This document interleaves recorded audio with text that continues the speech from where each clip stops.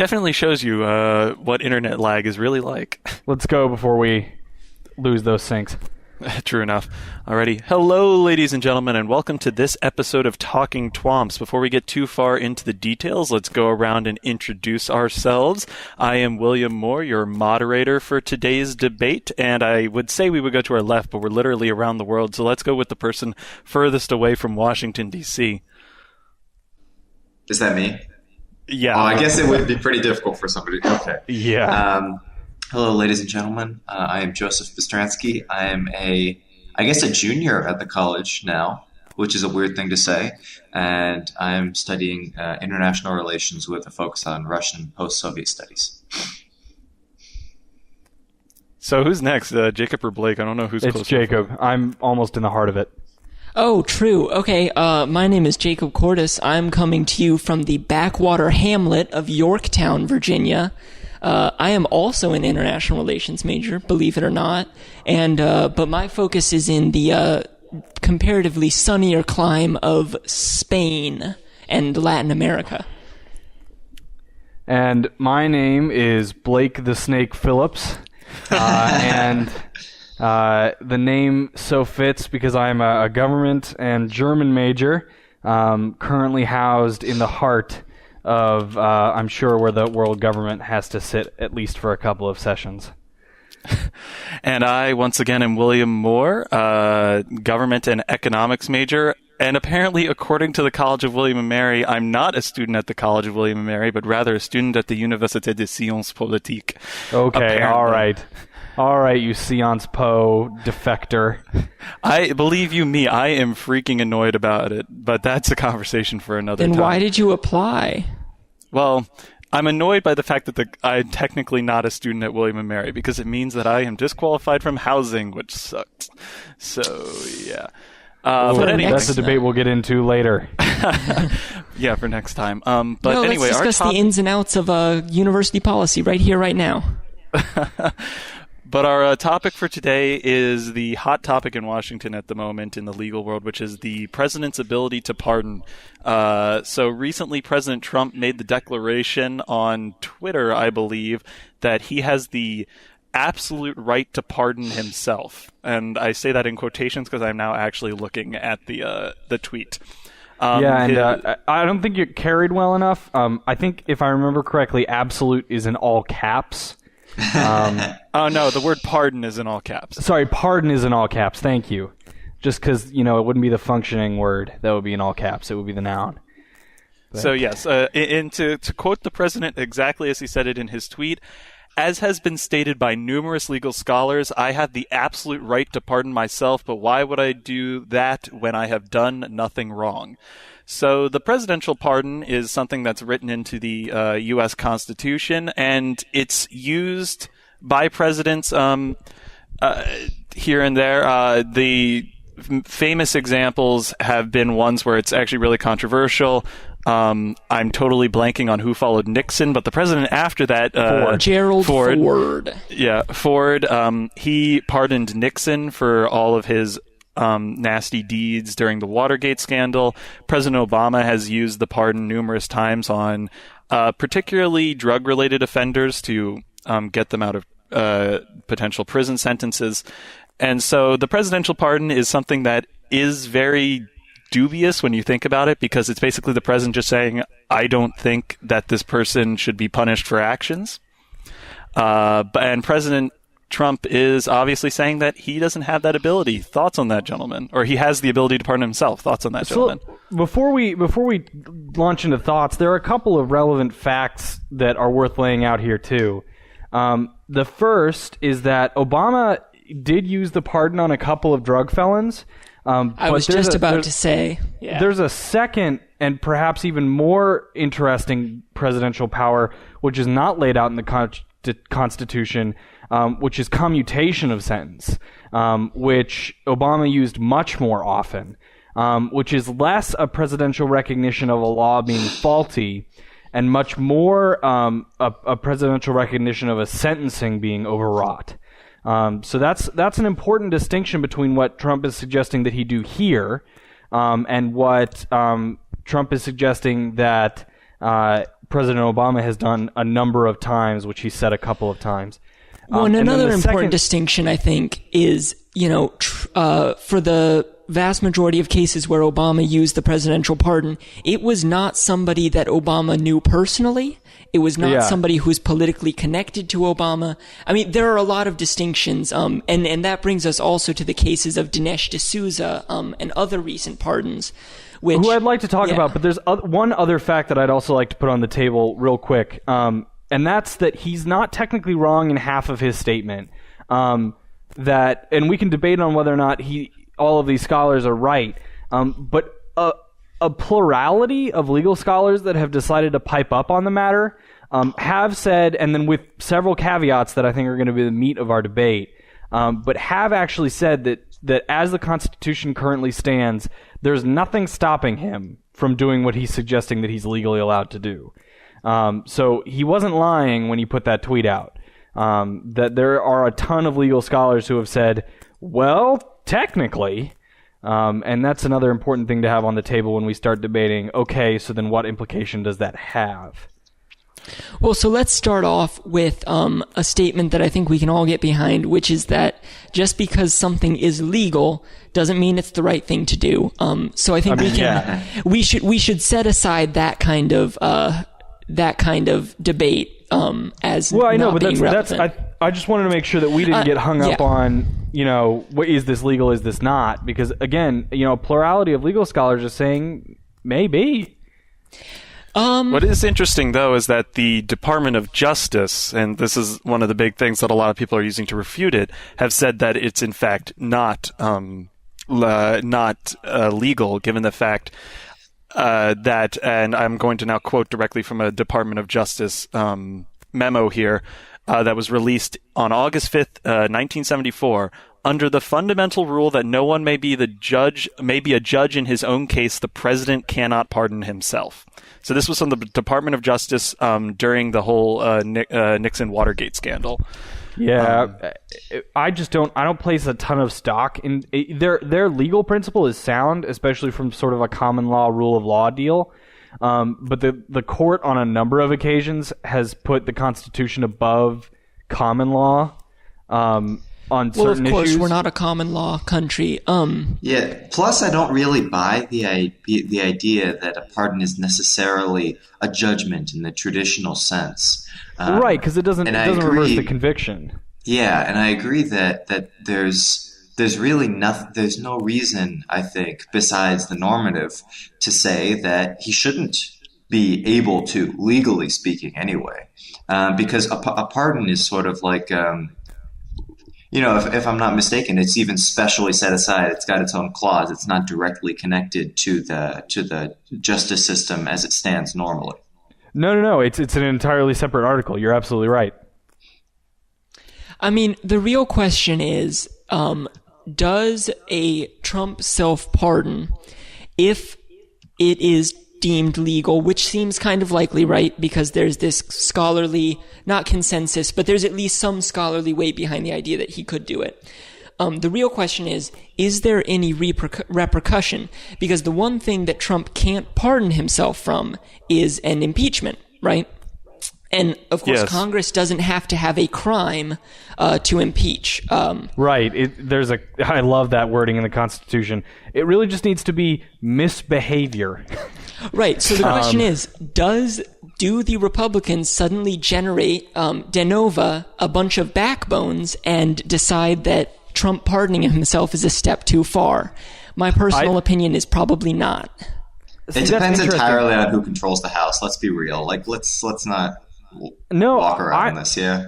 No, I'm going to walk around it. I genuinely think that they will, and it's not because it's the same stuff. It is nothing to do with their moral standing or anything like that. It's a combination of self-preservation, because their party it's showing signs of strength in terms of midterm turnout in some states.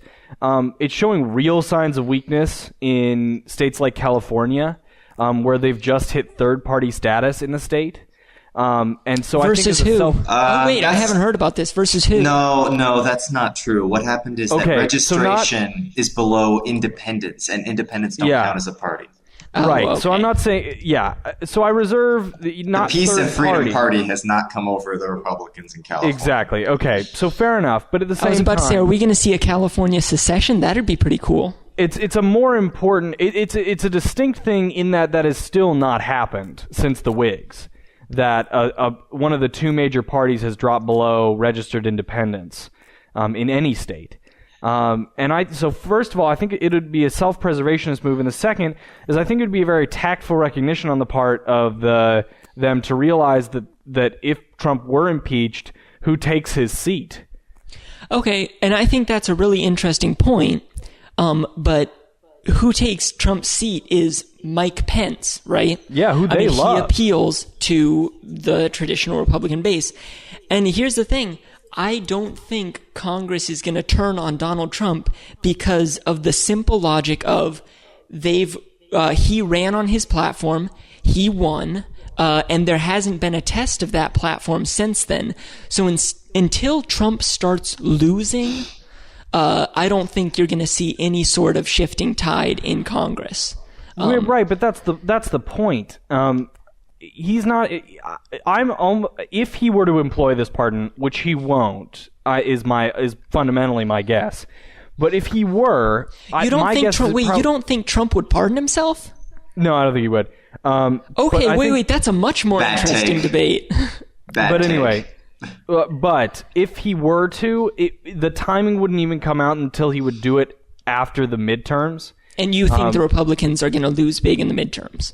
I don't think big. I'm not predicting a landslide for the Democrats, but I'm predicting enough that they're going to be rocked back on their heels a little bit, and they're not. I think it's going to be enough of a test of Trump's platform, is all I'm saying. That push that you're looking for, Jacob, is going to be there. They're going to find it in the midterms. Okay, let's return to your thermonuclear take there. Yeah. You don't think Trump would pardon himself? I mean, if any president in the history of our presidents was going to do it, Trump is a shoo-in, right? Not really. I think that there are a couple who have been on par with likelihood of self-pardon.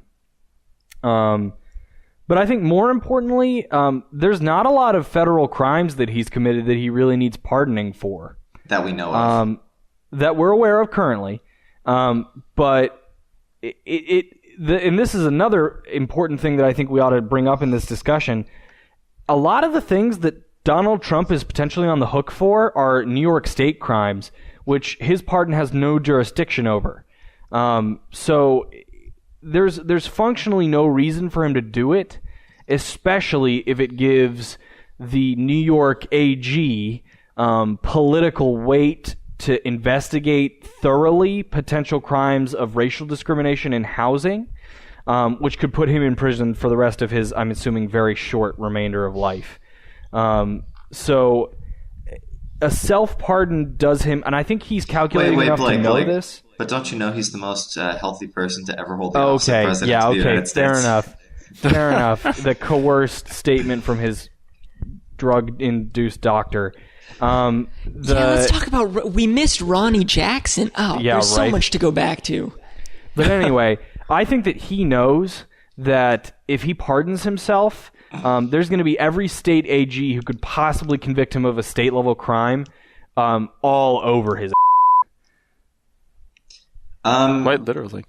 The thing is, though, even if that's the case, don't we have evidence to suggest that he's the sort of man who acts first and thinks later? I'm not convinced that the legal consequences will be enough to stop him from doing what feels right in his gut. And I think that the Arpaio and the Dinesh D'Souza thing have also shown that political consequences will not constrain him either. Because I was about to go right to where Joe is thinking, which is, I don't think Trump is going to think about this as a legal maneuver. He's going to think about it as, the Justice Department is bringing whatever they bring against him, if they bring anything against him. And he's going to see it as a personal attack, and he's going to respond to it because he's the president of the United States, so he does what he wants. Yeah, but he'll go through pardon the rest of his entire campaign if he has to, before he pardons himself, because there's still a legal argument regardless of whether or not it's legal for him to pardon himself, of whether or not he needs to be guilty first before he can be pardoned. There's the think didn't they decide that with Arpaio though? He hadn't been finally convicted. He was still in appeals, and Trump pardoned him. It may be true, but at the same time, it still reflects like an admission of guilt. He wouldn't pardon himself if he didn't feel like he was going to get convicted of something. I think if he sees it as a personal attack, he's going to pardon everybody around him, and then he's going to start firing people. Because saving himself is not nearly as important to this New York businessman as hurting everybody who would hurt him.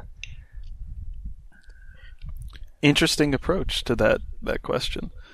Do you think at all Trump's legal team is really going to have a say in on how he acts? What, because, Giuliani? Giuliani, right? because he's made a couple of statements thinking on his own matter about what he calls the unthinkable move. Oh my goodness. No. This man has a $30,000 boot so far down his own throat that there's no way that they're going to influence anything that this man, who has already proven that he cannot be influenced in his tweeting behavior, to say or do anything. Listen, I can't speak for Trump, but Giuliani lost all public credibility when he admitted on CNN that the president had directed him to pay a porn star to keep an affair secret, and then argued that the president had wanted that to happen. I don't think Rudy Giuliani is directing legal strategy so much as he is trying desperately to cling to the Trump ship. Yeah, to any relevancy. Interesting. I just thought. So I think, William, regardless of the clown that is Rudy Giuliani, I think we've seen pretty tangible evidence that his legal team is unable to steer him, in the fact that two of his top in-house White House counsel legal aides, nobody that we've seen plastered all over the news, backroom people whose job is to give peaceable counsel and stay out of the media, have quit rather ostentatiously, because they're fed up with attempting the process.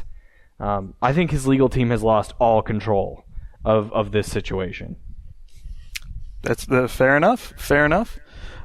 So I guess we should. I want to kind of direct the conversation a little bit to what this might mean in the. Let's take an assumption. Assume he does. He does pardon himself. What does this mean in the future for the concept of the pardon? Because President Trump has been a little unusual in his use of the pardon, not extremely so thus far, where he's been pardoning people who are relatively close to him, and also people like Arpaio, who haven't actually been formally convicted yet. Is this changing the way at all we look at the presidential pardon as an entity? I think there's a solid chance that there will be a series of significant reforms to the structure of government whenever Trump gets out. And I think the pardon is already on the table for that, and would be even more so if there were more extreme pardons. I think Joe is radically overestimating the ability of the Constitution to be reformed at this point. Yep. This is just another in a steady erosion of political norms in the U.S. That has no easy reversal, right? Once Trump starts doing this, barring a constitutional amendment, there isn't really anything to stop the next president from doing it. And why would they stop doing it? Once it becomes a norm, it's normal. There's no reason for them to go back to the way it was before. Well, so I would disagree with both Joe and Jacob, and agree in part with some of them. So I disagree with Joe in favor of Jacob that there's no way that we're reforming the pardon, just like there's no way that we're reforming the Electoral College. Although we should. We just watched Illinois ratify the Equal Rights Amendment, the ERA, some 50 years after the deadline. And it is nearly impossible to reform the Constitution at this point on anything that's either a really low technical matter or anything that's not driven by an extremely hated war. I just don't think it's doable. I, though, disagree with Jacob that this is an unprecedented erosion of federal norms. Not unprecedented, just permanent. I don't think it's even permanent. We're watching... So a lot of this, I was really scared by the backsliding of a lot of norms that we've looked at. So I went back and I took a look at... And you know what this really looks like, to a scary extent, is the Teapot Dome scandal under Taft. That there is, a rampant conspiracy among several high-level officials that is very, very hard to tie to the president, comes with a series of very high-level pardons, and means that a lot of these men, and nowadays women, get off fairly scot-free. So it's one of those things where it hurts for a long time, because after Taft's presidency, not Taft, after Grant's, Harding. I've been saying the wrong thing. Teapot Dome was Harding, wasn't it? It started under the Grant administration, and then it hit Harding. So after that whole string of incidents, it took basically until Teddy, an extent, and this is why I was slipping to Taft, for a lot of those norms to get rebuilt. That being said, that means if what I'm thinking is correct, that means that we're going to have a couple of presidencies where those norms are decidedly gone, and where we're going to have to spend a great deal of time rebuilding them, which is a pretty severe trust exercise. See, because I'm approaching this more from the viewpoint of this is part of the trend towards the imperial presidency, which is a very popular theory generally among, I think, conservative historians, but that, the presidency has taken on more and more of an executive role, or a stronger executive role, that is, over the past 90 years. And I see this as kind of just the next step in it. I think... Yeah, but so I think there's 90 since Van years... Buren, the presidency's taken on a more and more strong executive role. Right, and that hasn't been reversed in this century. And I'm not saying it's going to be reversed. I'm just saying that the presidency's growth in executive power has often come in the formation of new administrations and a wide interpretation of the clauses that allow him to create new departments. I don't think that it means that it's going to cause the erosion of political norms, which I don't know that we've necessarily seen happen long term over the growth of the executive power. Joe, anything to add? You had an opinion at the beginning. Yeah, well, I think that the fundamentals that you're discussing are right. That said, I think if there is a significant backlash to the administration, there may still be legislative willpower to make serious reforms, even if they're not necessarily constitutionally. Let's not forget, we're already talking about people are talking about a blue wave, quote unquote, in both houses, despite the fact that this is the worst Senate seat in, I think, ever for the Democratic Party. There's definitely the possibility. That said, I won't make any solid predictions on that, because you're right that the barriers against serious reform are very large. Oh, and actually, I'd like to touch on what Joe just said. I think the more important thing for the long term is not going to be whether or not Trump uses this pardon, because I think politically minded presidents are still going to be scared of using it on themselves, even if he does. I think that the more important thing is going to be the legislature's reaction. Do we see them grow backbones? Whether or not you believe they will, it's going to be important to see whether they do. And do they react to this at all legislatively? And whether or not that can restore a little bit of public faith in the legislature. Because during impeachment proceedings, we've almost always seen the legislature's approval ratings top up, which doesn't mean that they get above 50%, but it still means that they get more popular than they typically are. And that's a fair point. But I think, again, that's assuming that we do get to impeachment proceedings in the legislature.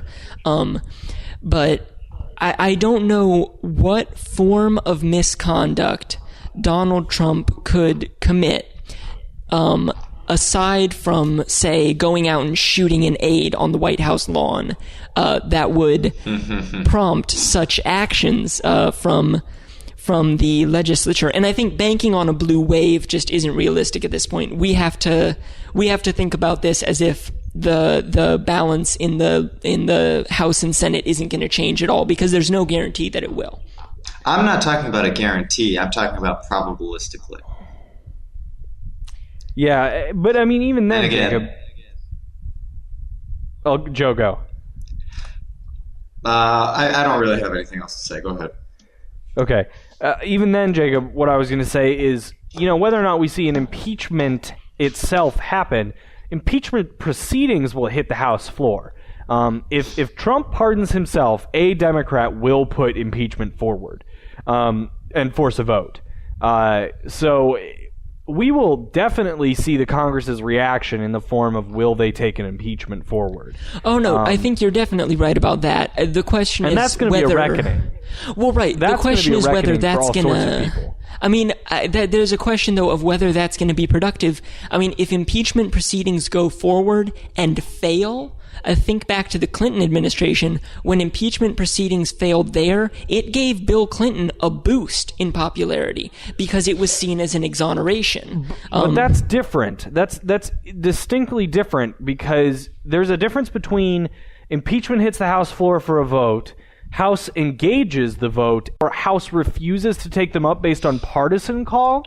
That could be a knife in the side of the Republican Party, depending on how the ultra-conservatives and the moderate conservatives see that move. Oh, no, I think we definitely agree on that point. If the Senate and the House refuse to take action on this at all, you're definitely right. It would be damning for whichever party is in control, which, of course, the Republicans would be the one to refuse to take up a motion to impeach. I'm looking forward even past that. To, even if impeachment proceedings go forward, if the president isn't impeached, that's further erosion of the norms. Impeachment isn't necessarily productive, is what I'm saying. The Senate is so close. I mean, you look at it, and Joe's not wrong, this is one of the worst possible midterms for the Democrats to be facing.